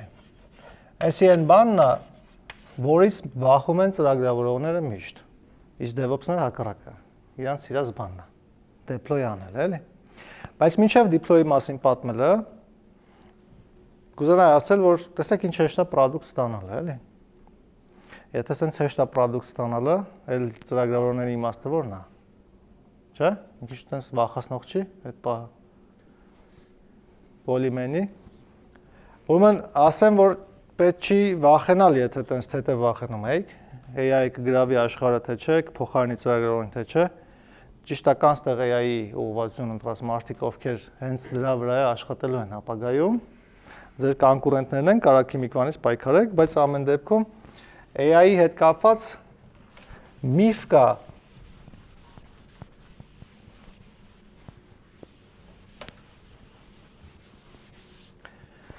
այդ միֆը հենա, որ AI-ը ամեն ինչ անում է, բայց իրականում ամեն ինչ չի անում, բայց շատ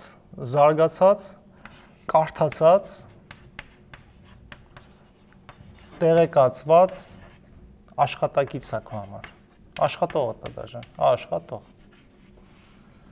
Կարդացած, տեղեկացած աշխատող։ Բայց 0 ֆայմ, պատկերացրեք, ֆայմ չունի ընդհանրապես։ Մինչև AI-ի զարգացումը LLM-ներ է ավելի ճիշտ։ Ես AI որ ասեմ, դուք LLM հասկացեք, որտեղ AI-ը հավասար չի AGI։ Ու եթե AGI-ը ստեղծեն, ոչ միայն ծրագրավորումը իմաստ չունենա, ամեն ինչ իմաստ չունենա, այդ իդեալական աշխարհ կլինի կամ հակառակը, կինոները տեսել եք Terminator բան։ Ու էսի եթե ստեղծեն, ու լավ նորություն ունենա, որ գրեթե անհնար է տեսականորեն իրան ստեղծել, էլի։ Այդ hype ուրիշը, որ ասում են, այս ախտերը, որ հեսա բան չմնաց, էլի 4 տարի այդ են ասում, հեսա բան չմնաց, բայց մեկը սրան չեն հասնում, էլի։ Ու այս մասով պրոստը Ջոն Կարմակ նշեմ, հիշեմ կպատմեմ, էլի։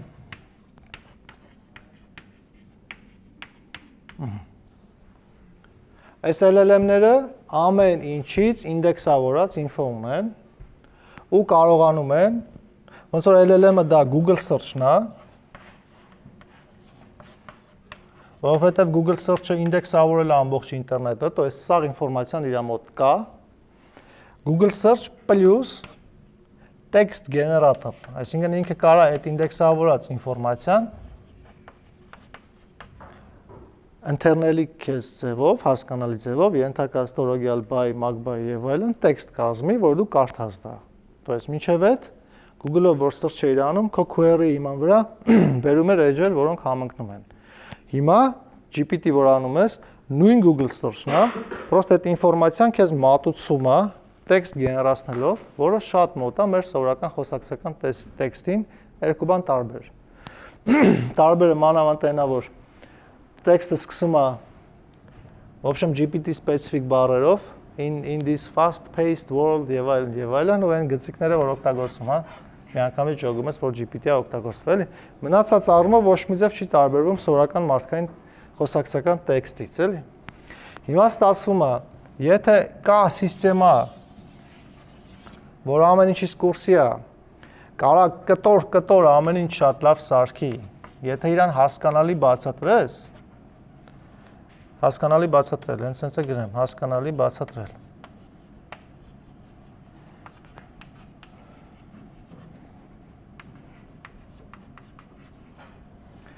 Ապա քո գործը մնում աստեղ այս սրանք կապել իրար, որը ինքը չի կարողանում անի, ու չի էլ կարողանա անի, քանի դեռ այս AGI չի ստեղծվել։ Ինչի, որովհետև ինքը AI-ները կուղեք, եթե սխալ բան ասեմ, գոյություն ունեցող ինֆորմացիայի վրա train եղած է, բայց ինքը չի սինտեզում նոր բան։ Սինտեզում է, բայց դա կոչվում է այսօրվա դրությամբ հալյուցինացիա, այսինքն օթոտ դուրս է տալի, էլի։ То есть ինքը չի հորինում ինչ-որ բան։ Դու իրան ասես մաթեմատիկայի այսիշ թեորեմի ապացույցից տուր, ինքը սիրուն տեքստը գեներացնում է։ Իրան ասես գեներացիա կալկուլյատոր ծրագիր, սիրուն գեներացնում է տեքստը, որովհետև կոդը եւս տեքստ է։ Դա ձեզ առաջի դասերին սովորացրել են, էլի։ Բայց ինքը իրան ասես գեներացիա կալկուլյատոր, որը Shazam-ի նման է աշխատում ու կապը հաստատում ալմորակայինների հետ, ինքը չի կարող ինչ-որ բան հորինի։ Ինչի, որովհետև գոյություն չունի ինտերնետում այտենց պրոյեկտ, որը կապը հաստատել ալմորակայինների, չնայած մոտեր ալմորակայինների հետ, ու ինքը դրա վրա train լինի, որ դա օգտագործի քո խնդիրը լուծի։ Ինքը չի արել Shazam-ի նման բան, որովհետև Shazam-ի կոդը open source չի, օրինակ եմ ասում։ Դու եթե գիտես ինչ-որ բանի ալգորիթմը, էսի սենց է աշխատում, դնում ես տեղ, հավասարացնում ես, վրան լցնում ես եսի միջ բան, այդ ալգորիթմը իրան քայլ-քայլ պիտի բացատրես, եթե ինքը ամեն քայլը գիտի։ Հիմա վերադառնանք մեր ակադեմիայի իբր ամենաառաջին դասերից մեկին, որտեղ հələ որ սկսնակին ֆունդամենտալ իմաստով սովորացնում ենք ինչա ծրագիրը։ Հավանաբար ձեզ հուսով եմ սովորացրել են, որ CPU-ն կարողանում է անել գործողություններ load store, տրամաբանական գործողություններ, տրամաբանական գործողություններ, conditionals, պայմանիստուգում, և թռիչքը, jump, որը լինում է պայմանական jump, անպահ պայմանի jump։ Եթե սենց աղոտ հիշում եք, լավ է։ Եթե այս գործողությունները support անում CPU-ն, այսինքն պրոցեսորը, որը ձեր գրած ծրագիրը պետք է աշխատացնի,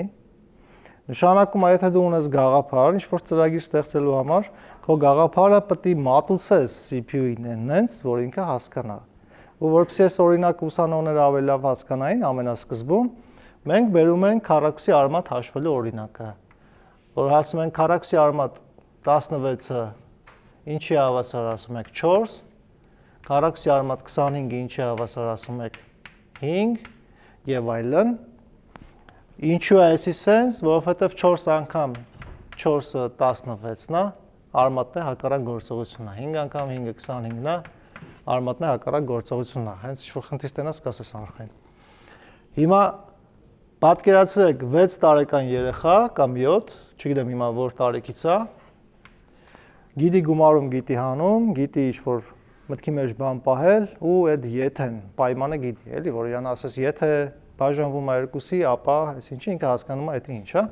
Մոտենում է քեզ, ասում է ինձ բացատրի արմատը, քառակուսի արմատը ոնց է աշխատում, այսօր մանկապարտեզում կամ ինչ-որ բան։ Մանկական զարգացման կենտրոնում մոդա է հիմա։ Մեզ սովորացել են արմատը, չեմ ջոգե, քեզ որպես ինժեներ եկել եմ, ինձ սովորացրել արմատը ոնց է աշխատում։ Դու իրան ասում ես դնայ, արմատ 16-ը 4-ի հավասար, որովհետև 4 անգամ 4-ը 16-ն է։ Արմատ 25-ը է, որովհետև բլա բլա բլա։ Ինքը ասում է, օքեյ, ջոգի, դե հիմա ինձ ասա արմատ այս է ինչի հավասար։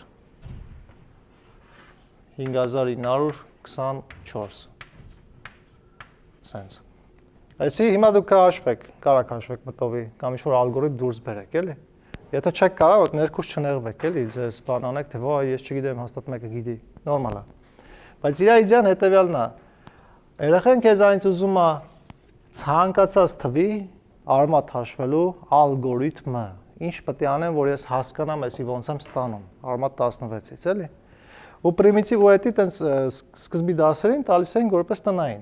Օրինակ, ալգորիթմ, որով հաշվում է քառակուսի արմատը, գնում էին, տանջվում էին, ահագին լավ արդյունքներով գալիս էին։ Ու ամենապրիմիտիվ արդյունքը այն էր, որ վերցնում ես մեկ թիվը, բազմապատկում ես 5 իրանով, եթե հավասար եղավ 5924-ին, ապա արմատը էսի է։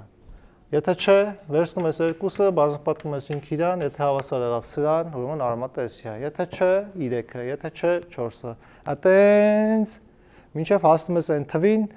որը անգամ իրան հավասար է սրան կամ մոտարկված հավասար է դրան, այդ ռեյնջում է, էլի, ու տենց արմատը գտնում ես։ Եթե սա կոդով ներկայացնես, ասելու ես քանի դեռ in 1-ից մինչև օրինակ սրա կեսը ֆրա, եթե i անգամ in հավասար է սրան, արմատը in-ա, հակառակ դեպքում i++ նորից նույնը անում ես եւ այլն։ Ալգորիթմը դուրս բերիր, կարացար երեխուն բացատրել, որ ինքը քայլերի հաջորդականությամբ արմատ հաշվի թեկուզ մոտարկված, ինքը հաշվում է ուրախ է եւ այլն։ Բայց պայմանը որն է, երեխան 6 տարեկան է, գիտի կոնկրետ SSS գործողություններ, այսինքն CPU-ն կարա անի SSS, բայց CPU-ն չի կարա Shazam անի։ Այսինքն չի կարա CPU-ն հասկանա փոքրիկ մելոդիայից ամբողջ երգը։ Ծրագրավորողն է FAIME ինժեները։ FAIME, որ երգը կարելի է կտրտել, բաժանել, այսինչ ձևով դնել, այն զապիսը վերցնել, ալիքները լայն անել, pattern-ով մանգալ, որ երգին հավասար եղավ, այդ երգը վերադարձնել ու էդի մանրացնել sense քայլերի այնպես, որպեսզի ամեն մի քայլը սրանցից որևէ մեկը լինի։ Հիմա նույնը ասում է, ամբողջ աշխարհում գրված բոլոր բաց հասանելի կոդերը, տեքստերը, ինֆորմացիան, հոդվածները եւ այլն էսի ինդեքսավորել է։ Դու գիտես, որ ինքը ինդեքսավորել է, բայց չգիտես այդ հոդվածի պարունակությունը։ Դու գիտես, որ ինքը կոդ կարա գեներացնի գոյություն ունեցող, բայց չգիտես այդ կոդը դու ոնց գրես։ Հիմա քո հերթն է, քո գաղափարը կտրտես փոքր հասկանալի կտորների, որն է փոքր հասկանալի կտոր։ UI layout-ը հասկանալի կտոր է։ Navigation menu հասկանալի կտոր է։ Navigation menu-ի տակ հայտնվող modal dialog հասկանալի կտոր է։ Backend side ինչ-որ API endpoint, որի տակ աշխատում է handler, հասկանալի կտոր է։ Եվ այլն, միտքը պարզ է, չէ՞։ Այդպես մանր կտորների բաժանում ես, AI-ին փոխանցում ես էսի գրի, հետո էսի գրի, հետո էսի գրի, հետո էսի գրի, հետո էսի գրի, հետո էսի գրի, դու որպես system designer, այսին համակարգային նախագծող, դնում ես սաղ կապում ես իրար։ Դու չգիտես ոնց է արել, չես հասկանում ոնց է աշխատում, եթե AI չես սովորել, ու բայց իրան օգտագործում ես, էլի։ Հիմա ծրագրավորողներ, ձեր համար վատ նորություն։ Մինչև հիմա դուք vibe coding-ի արել եք, մինչև այս պահը, որովհետև ոչ մեկը ի վիճակի չեք ձեր սեփական CPU-ն ստանալ, արտադրել։ Ոչ մեկը ի վիճակի չեք compiler գրել ձեր սիրելի լեզվի համար։ Կարող է ի վիճակի լինեք, բայց տևի մի 20 տարի,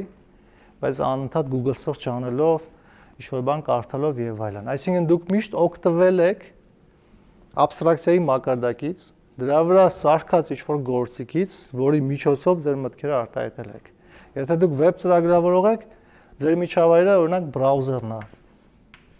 Եթե հենց հիմա ես $1 միլիոն փող տամ, լավ շատ ասի, $10,000 փող տամ ու ձեզ ասեմ, սարքեք ձեր սեփական բրաուզերը, որ Google Chrome-ի մրցակից լինի, կարա վատ աշխատի, օքեյ։ Բայց ցրելու եք էթա, ասելու եք չէ, դա ձև չկա եւ այլն։ Կոդ գրելուց դուք գրում եք npm install ինչ, npm install ինչ, ինչ install ինչ։ Կոդ գրելուց դուք օգտագործում եք operating system, process-ները կա, memory management-ը կա, file system abstraction-ը կա, socket-ը abstraction կա։ Ոչ իման չենք հասկանում, բայց ասում եմ ցանցով մի ծրագրից մյուս ծրագիր բան ուղարկելու համար գրի socket-ը, new socket, IP address, port, IP address port-ը մոտավոր ջոգիր, հերիքա քեզ s.send hello, hello-ն ընդից ստացար, ուրախացար։ Դա vibe coding-ը, որովհետև դու չգիտես ոնց աշխատում, abstract մտածելակերպով վերցնում ես, կապում ես իրար։ Հիմա պատկերացրեք, այս նույնը ձեր արածն է, մասշտաբը մեծ։ Այսինքն դու գրում ես ոչ թե socket s վերագրաս new socket, այլ գրում ես login form, գումարած dashboard, գումարած backend API։ Всё, ստացար product-ը։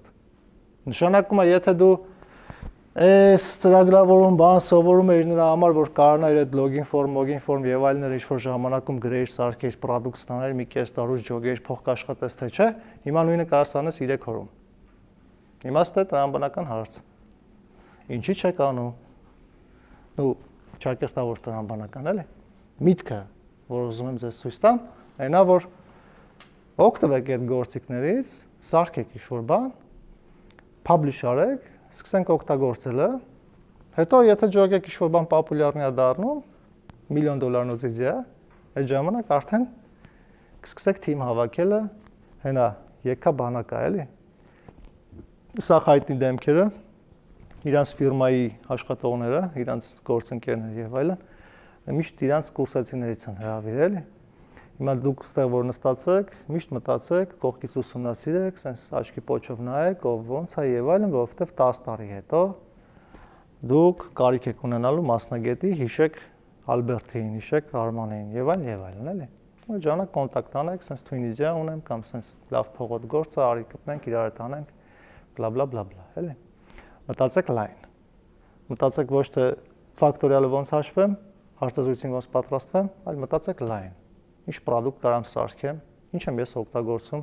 այդ փոխարենը ես սարքեմ։ Օրինակ Visual Studio Code եք օգտագործում, եթե developer եք, հեշտ մտածել եք, ես իմ սեփական code editor-ը սարքեմ, տենամ ոնց կստացվի, էլի։ Սա ասում են, չէ, հենա կա, էլի։ Բայց այս Visual Studio Code-ը հելելա մի չեմ հիշում, իշքան մոտ 5 տարի առաջ երևի կամ ավելի շուտ Visual Studio Code։ Այն ժամանակ մենք օգտագործում էինք Atom Editor։ Անունն էր սենց։ Մինչև այդ օգտագործում էին Notepad++, որպես editor, code editor, էլի, այսին IDE չէր, բայց code editor էր։ Զուգահեռ սրանց կամ սրանից առաջ օգտագործում էին IntelliJ IDE։ Brainstorm եւ այլն ինչ անուններ ասես կար, բանի, IDE-ների, էլի։ Ու active atom-ն էինք օգտագործում, ինքը շատ լավն էր։ Առաջի անգամ dark mode, dark theme այդպես բաներ կար, որ սևի վրա էր նայում, կոդ քեզ խակեր էր զգում, էլի։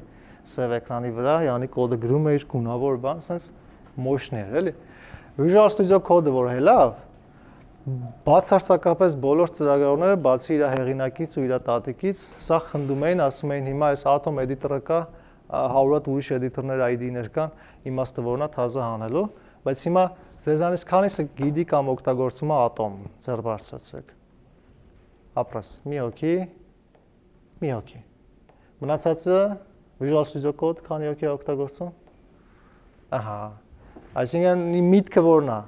Միտքը այն է, որ եթե մտքովդ անցավ, ես ուզում եմ իմ սեփական Visual Studio-ն հորինեմ, հա, ասենք RAF CPP կամ տենց որ սիրուն անուն եք տալի։ Ավելի սիրուն անուններ եք արանք տանք, շնեցված անուն չի։ Գրի, օգտագործի, share արա, թող մարդիկ օգտագործեն։ Այտենց գիտեք ով արե ժամանակին, ինչ որ բան դուրը չի եկե, բայց պատմությունը շատերդ գիտեք։ Մանավանդ DevOps-ները մի հատ ջայլ տղա 18 տարեկան շատ ասիրե կամպյուտերներ ու ծրագրավորում բախտը բերել է իր պապիկը ֆիզիկոս է եղել, տոլի մաթեմատիկոս վստահ չեմ։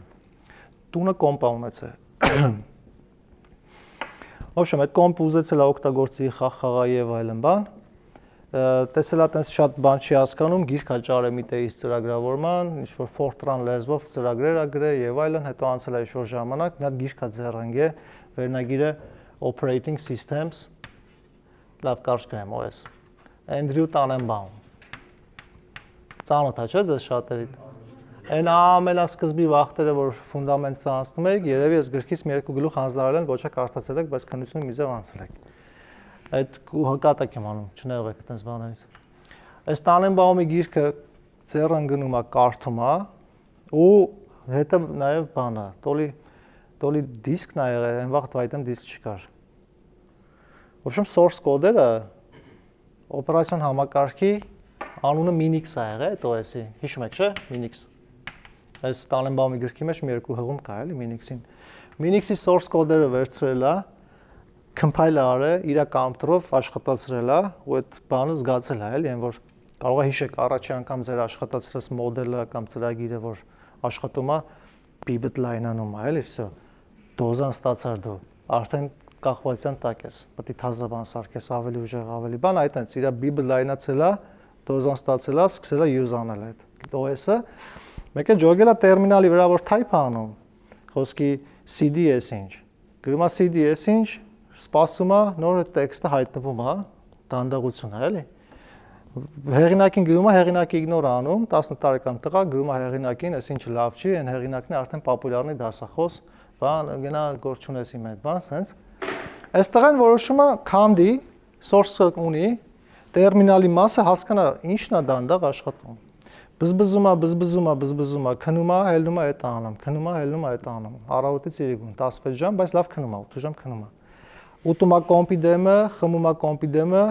քնում է կոմպի մոտ։ Առավոտից իրիկուն ու սարքում է արագ տերմինալ։ Այսինքն իր գերնպատակը այդ է եղել, որ OS-ի հետ աշխատելուց տերմինալ արագ աշխատի։ Share անում, որպես առանձին մոդիֆիկացիա, Minix-ի kernel-ի առանձին մոդիֆիկացիա, ու անունը դնում է իր անվան մոտ անունով։ Դու գիտեք անունը, չէ՞։ Linux։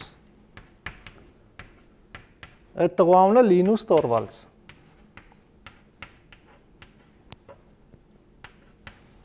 Անցնում է ինչ-որ ժամանակ, 1-2 ամիս, որտեղ որ ինքը post-ը share արը, այդ իր source-ը, մի հատ ուրիշ ծրագրավորող, վստահ չեմ, բայց երևի Ավստրալիայից ինտերնետի միջոցով տեսեք կապում է, էլի։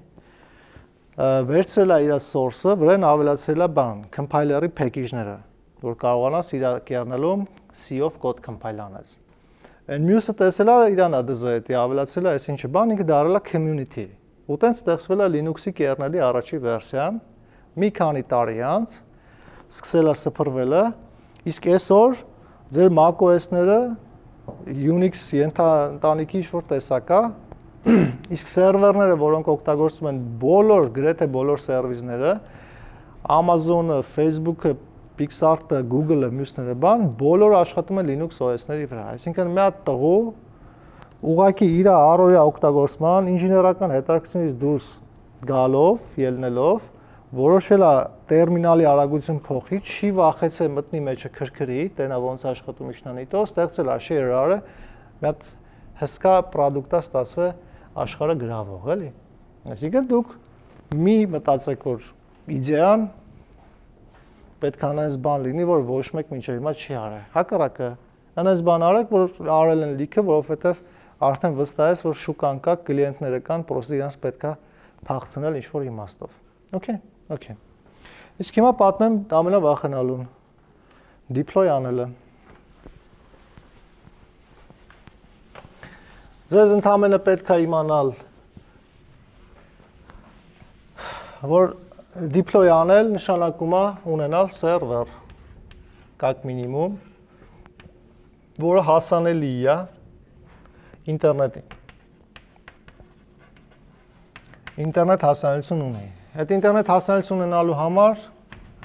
ձեզ պետք է static IP address, ձեզ պետք է պարտադիր չի,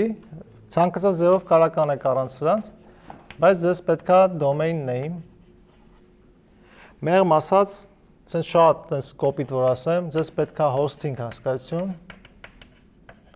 եւ ձեզ պետք է domain հասկացություն։ Domain name ավել ճիշտ կլինի ասել։ Ինչ են hosting-ին hosting ասում, որովհետեւ սերվերում տեղադրում ես քո ֆայլերը, ինքը տիրություն անում ֆայլերի, այսինքն host-ը անում, էլի։ To host։ Server բառն էլ to serve։ Ծառայել, այսինքն սերվերը ծառայություն է մատուցում, սերվիզա տալիս, էլի։ Սերվեր ասվածը կոմպյուտերն է, որի մեջ գտնվում է քո կոդը։ դու local քո կոմպյուտերում կոդը գրում ես, ստուգում ես ամեն ինչ օքեյ է, copy paste ես անում այս կոմպյուտեր, որը հասանելիություն ունի դրսից բոլորի կողմից, այսինքն ինչ որ IP address ունի, ինքը fix է, անփոփոխ է, կարա static չլինի, dynamic լինի, DevOps-ները ավելի լավ կիմանան, բայց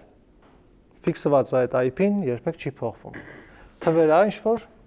ասենք սենց 261 01 43 94։ Ովքեր հասկացան, ստե հումոր կա։ Հումոր։ DevOps-ները պետք է մի անգամ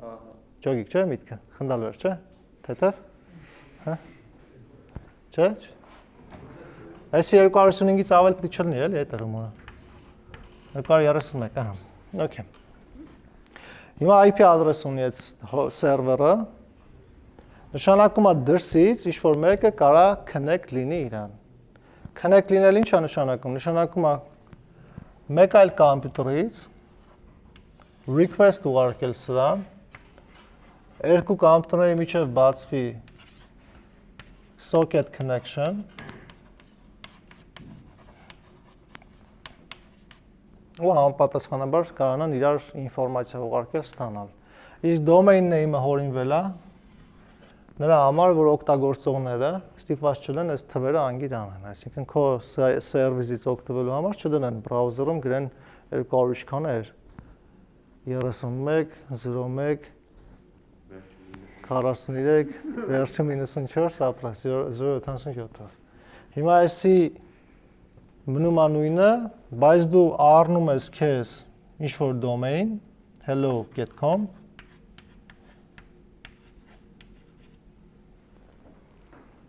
map ես անում hello.com-ը համապատասխան IP address-ի հետ։ Եթե օրինակ DevOps-ները դուք հետ deploy արել եք տենց ինչ-որ բան, domain hosting արդեն արել եք տենց բաներ։ Ուսումնական չէ, ինքնուրույն ձեր համար էլի։ Հա? Dedicated server ունենաք ինչ-որ վրան ինչ-որ source deploy անեք, domain name կապեք եւ այլն, okay, ավելի լավ։ Ումն հիշեք DevOps-ներին, այս դասընթացի շրջանակներում, եթե deploy անելուց ինչ-որ խնդիր ձեր մոտ առաջանա, հանգիստ դիմեք, իրանք կօգնեն, էլի։ Հիմա տեսեք, այս hosting-ը իրանից ներկայացնում է սովորական կոմպյուտեր։ Եթե դու ուզենաս քո սեփական սերվեր ունենաս, պետք է պրոստը կոմպյուտեր առնես։ Կոմպյուտերների տեսակներ կա specialized computer, որին սերվեր են անվանում, եթե իր մեջ ինչ-որ computing power-ն է ուժեղ, HDD-ի տարածքնամեծ եւ այլն, բայց այս ձեր լապտոպները էլի կարա սերվեր ծառայի, մեծ տարբերություն չկա։ Ձեզ ընդհանրապես պետք է որ այս հասցեն, որով ձեզ դիմում են, ինքը ֆիքսված լինի, անփոփոխ, որովհետեւ այդ կոմպյուտերը 24/7 աշխատելու է, ինքը միշտ հասանելի պետք լինի դրսի connection-ների համար։ Իսկ domain name կոչվածը ընդհանրապես անունն է, որի համար հասանելիություն պետք է ստուգեք, ինչ-որ մեկը առել է, թե չի առա։ Եթե առել է, ստիպված անունը պետք է փոխես։ Ասենք hello մ դնես կամ hello 2134 եւ այն, այս որ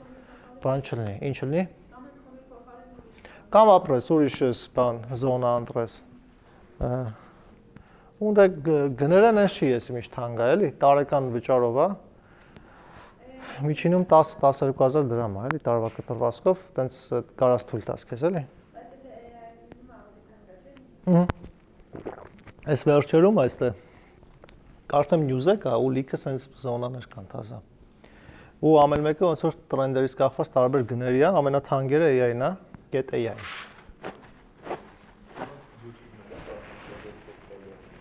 Հա։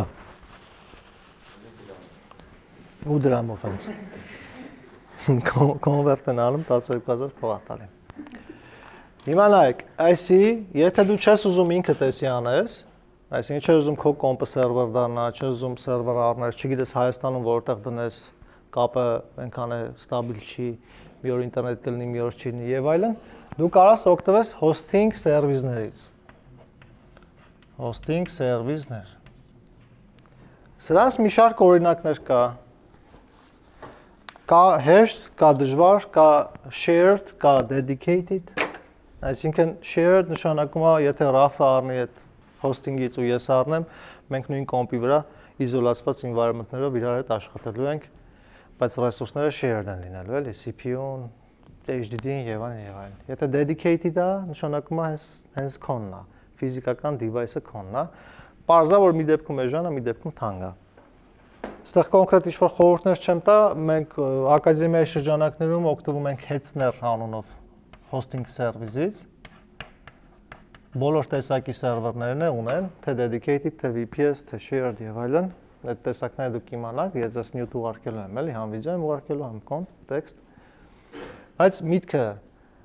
Просто Google-ով գրելու ես hosting service, բերելու ես ցուցակ, GPT-ին ասելու ես hosting service-ներից որն է լավը, պլյուսներ, մինուսներ, գին, որակ, համադրություն, կոմբինացիաներով ինքդ ինչ-որ ինքնուրույն կետի հանգես, ընտրես սերվիսը, առնես,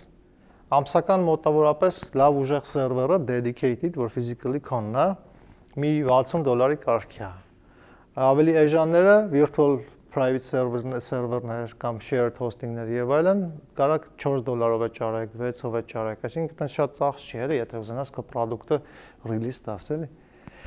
Ստացվում է տարեկան մոտավորապես $100 կարգի domain-ն ու hosting-ը իրար հետ, եթե product-ի user-ների քանակը 10,000-ը չի հասնում, էլի, լսում եմ։ Ապրես, այսպես տեսակներից է, կարակ օգտվեք իրանք ոչ միայն վստահելի է, իրանք նաև բան են, ոնց որ beginner friendly են, էլի։ Ինչը? Gino։ Հա, ռուսական։ Ծանոթ չի ճիշտ ասած։ Ռուսականը ու հիմա էլ սայնսների պատճառով ահագին։ No idea։ Ռուսական ինձ ծանոթ է մենակ Yandex-ը, որովհետև անվճար բաներ է տալի։ Անվճար hosting-ը տալի, mail service-ներ է տալի եւ այլն, այտենց ծանոթ է, էլի մի քանի այտենց պրոյեկտներ կա, որ host-ը եղածան հենց Yandex-ում, բայց ուրիշ բան ծանոթ չէր։ Ինչևէ, միտքը դա, որ դու տենց կարաս լիքը ծանոթանաս, ուզենաք ձեր սեփականն կարաք սարքեք, hosting service, որ ինչ-որ մեկը մտնի, առնի, դուք իրան կոմպը տակ, բան, սենց եւ այլն։ Իսկ domain name-ը էլի, domain name կուպից без ռեկլամի եւ այլն, poisk ես տալի, նայում ես, որ առնես, հայկական name.am կա, user friendly է, եթե շատ փող չեք ուզում ծախսեք, այս name.am-ում .hi domain-ներ կա։ Ես այս name.am-ից շատ եմ օգտվել, այդպես շատ թերություններ չեմ նկատել, բավական приятный ինտերֆեյս է, պլյուս որ տեղական է, դա ուրիշ ուժ է տալի, էլի։ Այս name.am-ում hi domain-ներ կան, որոնք էժան են, կարծեմ $1300 է տարեկան։ Հա, այսինքն, պրոստե պետք է հավաքողը հենց տենց հայատար հավաքի։ Ես իմ ինչ .hi։ Միակ թերությունը դա է, էլի։ Եթե չեք ուզում փող ծախսեք, այս դոմեյններից կարաք փորձնական օգտագործեք, կակ մինիմում տատիկ պապիկը ձեզ տենց լիքը գովալու են, էլի, որ այդ լինքով բացեք նայեն ձեր սայթը։ Ուրեմն դոմեյնը առնում ես, հոսթինգը առնում ես, ավելի ճիշտ կլինի ասել վարձում ես, ես էլ ես վարձում, քեզ մնում է մենակ կապը հաստատել իրաց մեջ։ Կապ հաստատել նշանակում է մի քիչ DNS-ից գաղափար, մի քիչ, որ այդ ռեքորդները տարբեր է։ Օրինակ հիմա DevOps-ները իրենց համար ձանձրալի կետն է։ Իրանք գիտեն NS record-ը որն է, CNAME-ը որն է, MX-ը որն է, SMT-ը որն է, չէ՞, ճիշտ եմ, չէ՞ ասում։ Եթե չգիտեք, մի հավաճեք, ոչ մեկի չեմ ասելու, որ չգիտեիք, դասախոսներին կողքից տես թեթև փոխանցանք, էլի։ Ես ձեռս էր կոր գալի կապ։ Ինչևէ, թեթև DNS-ից իմանում ես, որ record-ը որն է, որ դու կարողանաս մտնես domain service, իրաց dashboard, լրացնես իմ hosting-ի IP address-ը, հա, mail server-ները սենց են, բլա բլա բլա, երկու բան լրացնում ես ու վсё։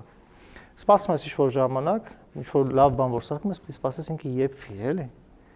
Ու այդ դրանից հետո արդեն domain-ին access hello.com մտնելուց բացում է այն, ինչ դու ստեղից server ես անում։ Իսկ դու ինչ ես server անում ստեղից HTML, CSS, JS։ Եթե web ծրագրավորող ես, կամ ինչ-որ ֆայլեր, եթե web ծրագրավորող չես եւ այլն, այս կոնտեքստում էական չի, բայց եթե այս ամեն ինչի մեջ չես ուզում թաթախվես, գոյություն ունի ավելի լավ տարբերակ, որը կոչվում է ու լիքը տես տարբերակներ կա, պրոստը փորձած բան եմ ասում, կոչվում է Netlify։ Netlify, ոնց որ ցանցայնացնես, էլի Netlify անես։ Netlify-ը սերվիս է, որտեղ կարաս քո front-end-ը deploy անես առանց երկար բարակ գլխացավանքի։ Այսինքն, դու ունենում ես GitHub account, քո ռեպոզիտորիան սարքում ես, կոդերը փուշում ես ստեղ, մտնում ես Netlify, ինտեգրում ես GitHub-ը Netlify-ում, կլիկա պրոստը։ Ընտրում ես ռեպոզիտորիան, որտեղ քո կոդերն է, ու Netlify dashboard-ում սխմում ես deploy անունով կնոպկեն։ Սխմում ես, սպասում ես 2 րոպե, դաժե քիչ, Netlify-ը իր կողմից գեներացված անվճար subdomain-ով քեզ տալիս է արդեն live այդ վեբսայթը հասանելի ինտերնետում, կարաս լինքը կոպի անես, գրգես մարդիկ օգտագործեն, էլի։ Շատ པարզ քայլեր է։ Պրոստը Netlify-ը ապահովում է նաև DevOps-ների սիրած CI/CD հասկացությունը, որ եթե գործ անելուց ընթացքում ինչ-որ լոկալ աշխատելուց քո պրոյեկտում բան փոխիր, commit push արեցիր repo,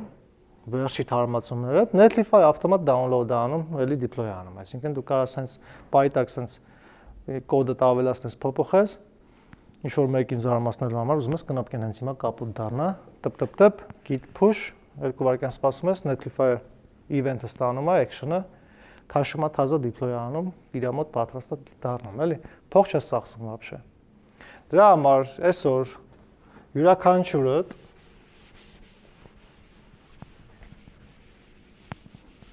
ձեր հավեսի համար, եթե ուզենաք ես կամ ձեր մնացած խմբեցիները տեսնեն ձեր սայթը, share արեք Slack-ով կնայենք։ Հետաքրքիր է կբզբզանք, ինչ-որ իդեա կարող ունենաք, տենց մի բան անեք, էլի։ Բայց այսօր դուք վերցրեք GPT, Claude, ցանկացած ինչ-որ տենց AI, գեներացրեք ձեր սրտի պրոյեկտը, փոքր բան, մեծ թող չլինի, մենակ front-end, առանց back-end, հլվոր, push արեք GitHub, Netlify-ով deploy-եք, նա տեսեք այդ flow-ն ինչքան հեշտ է, էլի։ Ու այդ flow-ն հասկանալուց հետո արդեն հաջորդ դասերին մենք խոսանք նաև back-end գեներացնելուց, prompt գրելուց, ոնց բարդացնես պրոյեկտը, ինչ AI-ներ օգտագործես, որտեղ է ինչը լավ, ինչը վատ եւ այն, եթե ձեզ հետաքրքրի։ Okay, ասա։ Պես Netlify ծրագրի օգուտը ո՞րն է։ Ինքը կողից քեզ առաջարկում է, ասում է, եթե ուզում ես custom domain դնես, չես ուզում հիմա գեներացված երկար բարակ subdomain-ով, մի քիչ փող տուր, custom domain կպցնենք։ Եթե ուզում ես backend-ը deploy անես, մի քիչ փող տուր, backend-ի կտոր ավելացնենք եւ այն։ Այսինքն քեզ որակ է տալի, ջրի, դու եթե լուրջ ես ուզում օգտագործես, հավանելու ես փող տաս օգտագործես, եթե չէ, այսպես օրինակների համար հերիք է, էլի։ Ասա։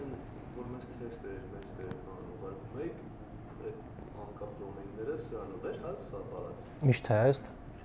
Google Form-ը, չէ, այդ հենց Google Form-ի լինքն է։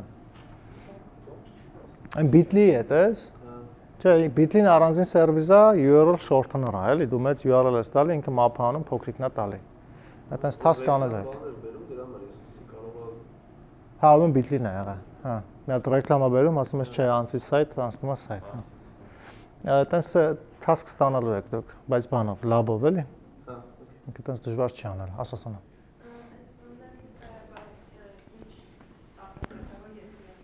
Մի հատ էլ բարձր։ Չգիտեմ, ինձ թվում է Ամերիկան, բայց վստահ չեմ։